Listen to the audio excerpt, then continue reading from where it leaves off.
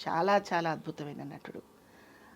మనం చాలా చెప్పుకునేటప్పుడు ఒక్కోసారి ఒక ఎస్వి రంగారావు గారికి, గుమ్మడి గారికి రీప్లేస్మెంట్ లేదు అనుకొని చెప్పుకుంటూ ఉంటాం యా. కదా. అంటే వాళ్ళిద్దరి గురించే కాదు, కొన్ని కొన్ని రీప్లేస్మెంట్ లేవు కదా, అంతే. అలా ఆయనకి రీప్లేస్మెంట్ లేదు కోటా గారికి.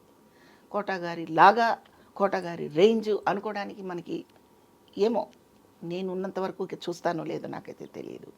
చాలా అద్భుతమైన నటుడండి. మొన్న ఆయన చనిపోయినప్పుడు, అంటే ఇప్పుడు కరెక్ట్గా వారమైంది, యా. పోయిన ఆదివారం కదా చనిపోయింది. సో చాలా బాధేసిందండి, చాలా చాలా.